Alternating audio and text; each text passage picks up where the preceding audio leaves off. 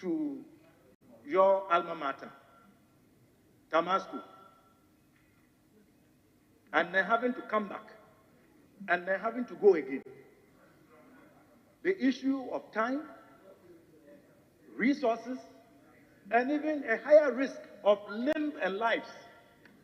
The more frequently you travel, the higher the propensity.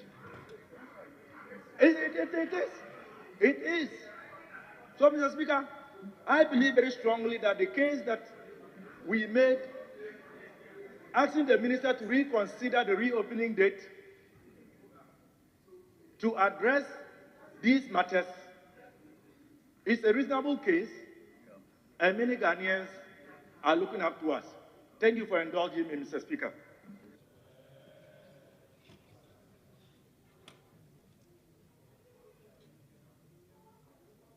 Yeah, ranking member. Yeah, thank you, Mr. Speaker.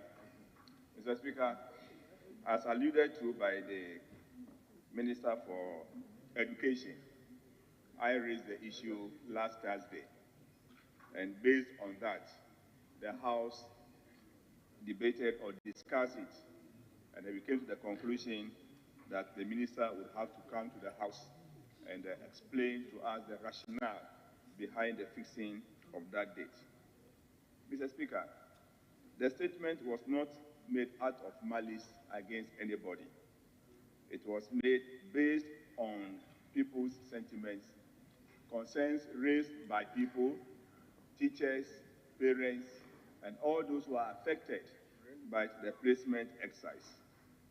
Yeah, the minister tried to explain that we needed to go back to pre-COVID period. I agree with him.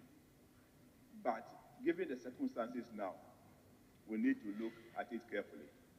The GES did very well with that of the basic school, that they have gone back to the pre-COVID period.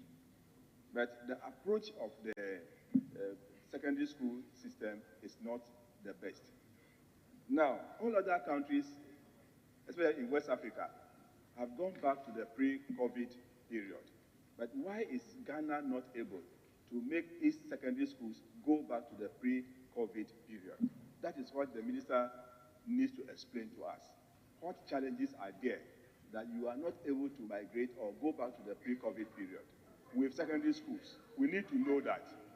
Okay, fine. Mr. Speaker, he also mentioned that they have placed about at least 81% of qualified candidates. At the time the placement came out, we were told that we had about 108,000 yet to be placed. He has not given us the number that has been placed so far and what number is left to be placed. That is very, very necessary for us to know as a house, so that we know that from that time, this is the number that is left to be placed. Mr. Speaker, I also wish that the minister could have told us, or the House, why he did not even get in touch with the leadership of the House or the Speaker before the GS or his ministry came out with the directive, after the Speaker had directed that he should probably reconsider the reopening date. But what we saw in the press or in the air, heard in the air, was as if he did not want to listen to the House or the Speaker. I think he needs to explain that position to us or to the Speaker so that we will take it from there. But I think the appeal still stands that the ministry and the GS should reconsider the reopening date. This is because not everybody has been placed as at now, and that is very, very important. Thank you, Mr. Speaker. Honorable Ablakwa. I'm most grateful, Right Honourable Speaker. Right Honourable Speaker, this matter is a very important issue of tremendous national concern. It is a public interest matter, and it is about the education of our young compatriots. It is not a matter that we can toy with or we can take lightly. Right, Honourable Speaker, the first issue I thought the Honourable Minister of Education will address in his presentation to the House today is why the Ministry of Education flagrantly, blatantly defied this House. We had an extensive discussion. There was a statement duly admitted by the Speaker, and the Right Honourable Speaker issued a directive on this matter. There was a press statement to that effect, because all efforts, I was in the chamber that day, all efforts to reach the minister failed. I was here. I see people who were not here last week Thursday screaming and trying to intimidate me, but I refuse to be intimidated.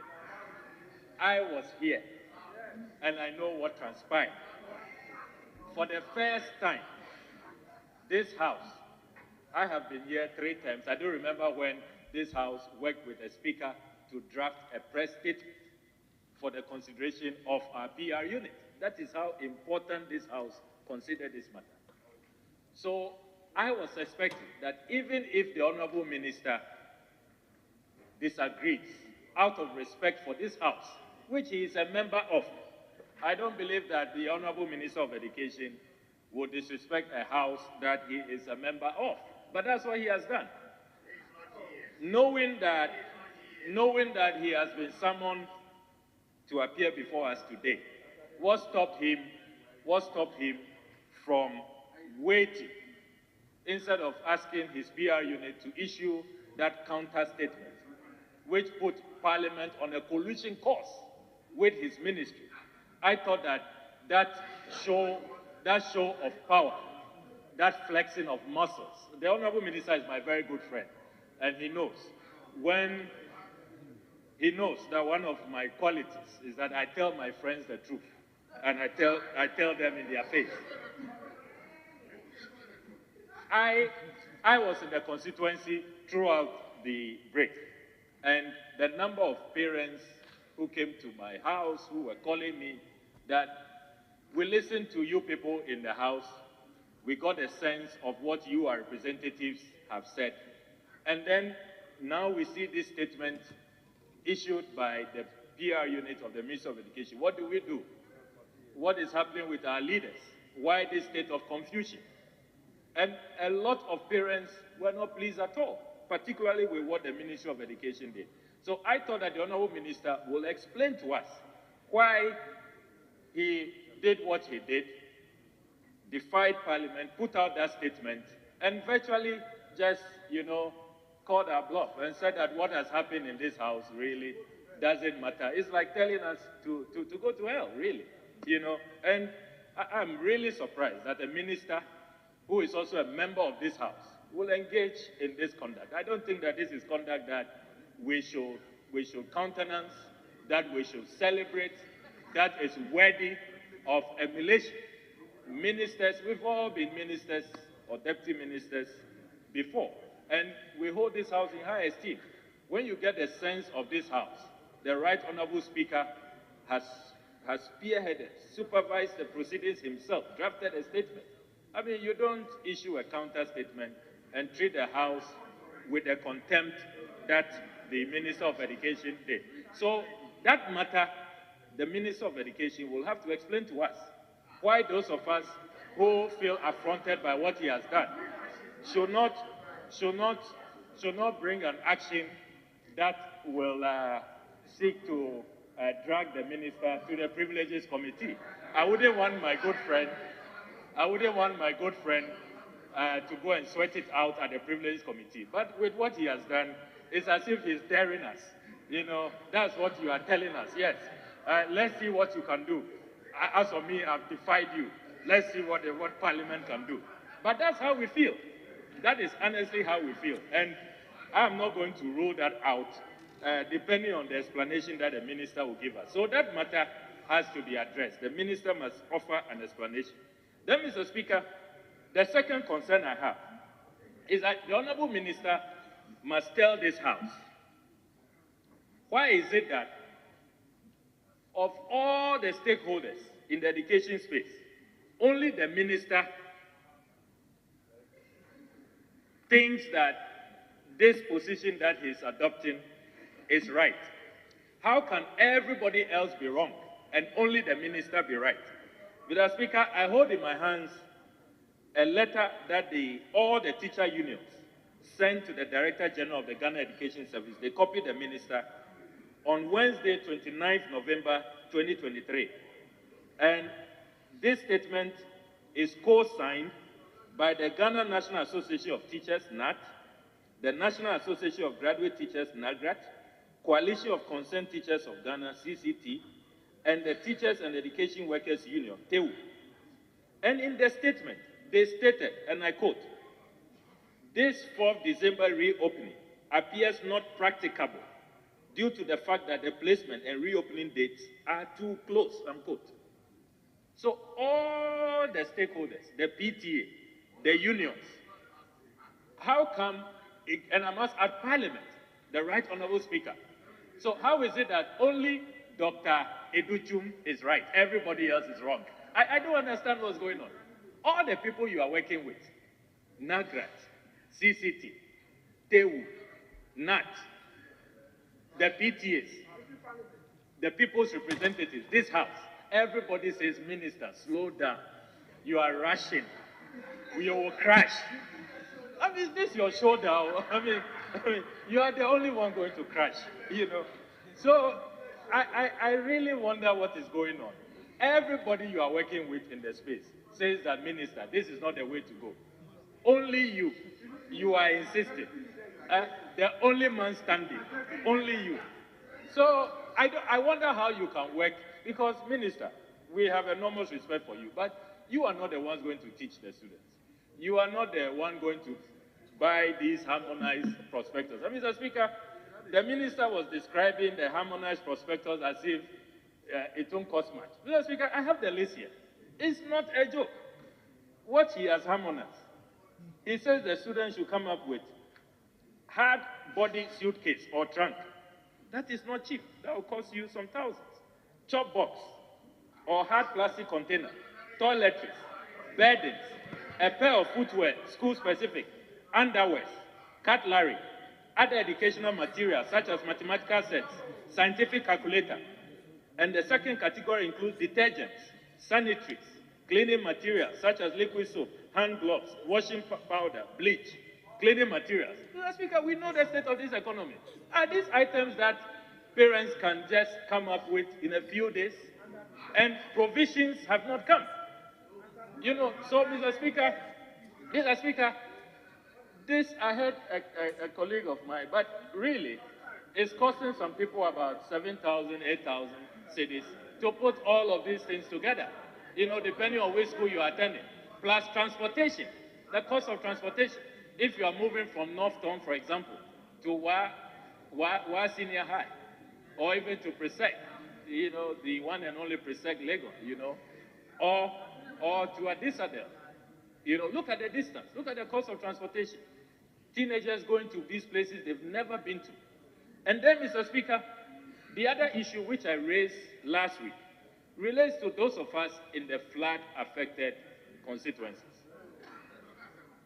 We have not been told what the arrangements are. An Honourable Minister knows. I've been on his case. I've called several times. Mefes and Kizito Senior High Technical School, where displaced persons are. What happens to them? What happens to them? Are we going to watch that secondary school collapse? That is our flagship secondary school. It has done well to take care of displaced persons, 1,500 displaced persons. Is this how to reward them? Is this how to pay them back? By collapsing the school? You know, so the engagement. Yesterday I met with the Mefe chiefs, and they are nobody knows what's happening. The headmaster was there, the district director of education. I called the minister. I called him. Yes, I called him. I've said that already. I've been calling the minister on this matter, but nothing is conclusive. You know, so for those of us in the flood-affected constituencies, our schools run the risk of collapsing. So there are serious issues that if the Honourable Minister had listened to the wisdom of the Mr. Speaker, the teacher unions, and these representatives to shift the reopening to January, then we can give ourselves time to resolve all of these matters.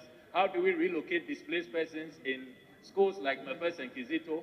And how do we quickly then, fumigate, decontaminate, and prepare those schools? A lot of them have lost their furniture. They've lost a lot of items in the school because of what is happening there. Then you replace them. The minister has not presented us with any program for schools like that. So, Mr. Speaker, there's a lot of work that has to be done. As for this return to the pre-COVID era, I don't know why the sudden rush. You have not been in any hurry at all to return to the pre-COVID calendar. Even in terms of the final exams, we are no longer writing WASI with our colleagues in Gambia, Sierra Leone, Liberia, and the rest.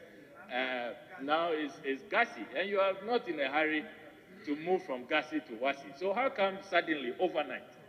And this is not, it's not this, Mr. Speaker, we all know first week, when we report in school, orientation, people trying to settle in, there will be no studies going on. So people are just going to school for just a few days, really, less than a week. And then they have to return for the Yuletide break, 21st December. So really, what do we achieve, really? What do we achieve? So it's not practicable. So the Honourable Minister of Education cannot be the only one who is right, who has all the wisdom, and everybody else, all the unions, the Speaker, MPs, everybody doesn't understand education.